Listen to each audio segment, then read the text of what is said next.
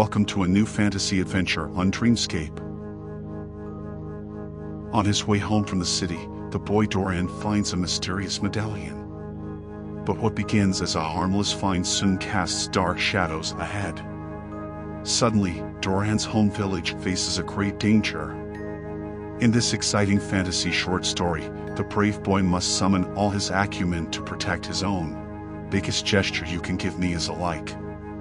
If you like my stories, feel free to leave a subscription and activate the bell so you don't miss any more stories. Well then, let's dive into the story. Doran's fateful discovery. Young farmer Doran wearily trotted along the lonely forest path. He had been out since the early morning to sell vegetables from his small garden at the market in the nearby town. It was hard work, but the meager yield provided him and his family with the income they needed to survive. The little money he had made today selling cabbage, turnips, and potatoes jingled in his worn leather bag. It wasn't much, but it would be enough for the coming week to feed himself and his parents and his two little siblings. Doran sighed. The last few years had been tough. Since the death of his father 3 winters ago, he has had to take care of the family on his own. But he never complained. Instead, he thought of the proud look his mother gave when he came home from the market with the proceeds. Suddenly something flashed in the ditch in front of Doran. Curious, he went and picked it up, a silver locket on a chain, decorated with strange symbols. The boy looked at the find in amazement. That had to be valuable. Maybe even so valuable that he could sell it at the town market and thus secure the family's livelihood for weeks or even months. Doran carefully pocketed the locket, hopeful anticipation of the reward. Whistling, he continued on his way, always glancing expectantly at the unusual necklace in his pocket. But suddenly there was a rustling in the bushes next to him. Alarmed, Doran stopped and listened intently. Was he just wrong? Again, there was a suspicious crackling sound in the undergrowth.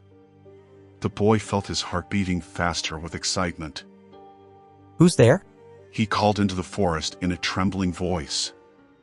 Only the distant chirping of a few birds answered him. Doran proceeded cautiously, careful not to make any noise. But the bad feeling in the pit of his stomach remained. Something was wrong here, he was sure of it. What if someone was after the prized locket? Anxious, Doran clutched the pouch containing the precious find even tighter. He had to get that thing to safety as soon as possible. The sooner he reached his village, the better. Doran quickened his pace, ignoring the forest left and right. He just made sure to move forward as quickly as possible. His breathing was rapid and ragged, his heart pounding with tension. Finally, the young farmer got around a bend in the forest path and he saw a horrible sight. His whole village was on fire. Meter-high columns of fire shot up from the burning houses, thick clouds of smoke darkened the sky. Doran froze in horror. What on earth had happened here? Who attacked the peaceful village and burned the houses? What about his family, friends, and neighbors? Without thinking further, the boy ran down the hill toward the burning ruins. He had to know what had happened. He had to find his family. Only the locket in his pocket suddenly seemed unimportant. At the edge of the village, Doran saw a horde of wild-looking men mounted on horses and ox carts. Bandits. With torches and swords, they devastated and burned the houses. Injured and dead villagers lay everywhere. Horrified, Doran realized his family was in imminent danger. But what could he do against the obvious superiority of the robbers and murderers? He was just a boy. Desperately, he wondered what he could do to save his own. Doran decided to eye for now and watch the gruesome activity from a safe distance. Perhaps an opportunity arose to get to his house unnoticed and warn his family.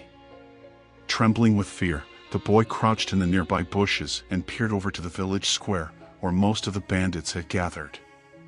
They yelled and howled, evidently as a sign of their triumph over the defenseless village. Suddenly one of the bandits rode at a frightened villager. The locket. Where is it? Who has it? He yelled at him. The prisoner whimpered, I don't know anything about it. but the bandit didn't believe him. Furious, he pounded the defenseless man with his fist over and over again. Blood spurted from the villager's mouth and nose as the bandit continued to kick him. Stunned and terrified, Doran had to watch this cruel spectacle from his hiding place. Locket, those bandits must be after the mysterious find he'd made earlier. Now they would raise the whole village to get the jewel. Because of that darn medallion, his home was doomed. Tears of desperation ran down the boy's face. How could he have been so stupid and naive as to pocket the supposed treasure without considering the possible consequences? Now all the villagers would have to pay for it with their lives. His beloved family was at the mercy of certain death. Doran drew up his knees and buried his head in his hands. He felt so helpless, so weak. If only he could do anything to save his family and friends from this gang. But a boy like him couldn't compete against this superiority. There was no more hope. Suddenly, behind him, Doran heard a babble of voices and the whinnying of horses. A group of armed men and women were coming down the path to the village, apparently a mercenary force. They looked battle-hardened and dangerous. For a brief moment, Doran regained hope. Maybe these warriors could help and drive the bandits out of the village. At least he had to try. Heart pounding, Doran sprang from his hiding place and ran to meet the mercenaries. Desperate, he waved and called. Please help us. Bandits are attacking our village. They are burning and murdering. Help us. The mercenaries stopped in astonishment. Their leader, a gaunt, weather-beaten-faced man, eyed Doran coolly. What's that to us, boy? We're not goddamn village guards. His people laughed maliciously. But Doran was undeterred. With a voice choking on tears, he begged. I beg you, these bandits will kill us all if you don't help us. My whole family is in danger, everything I have. Please. The leader was silent for a moment thoughtfully. Then he sighed and nodded grimly. All right, kid. We'll take care of it. He ordered his people to draw their weapons and follow the sounds of battle in the village. Relief flowed through Doran. These mercenaries might look rough and dangerous, but they were ready to help. Maybe now there was hope again. He sent a silent prayer to heaven as he anxiously awaited.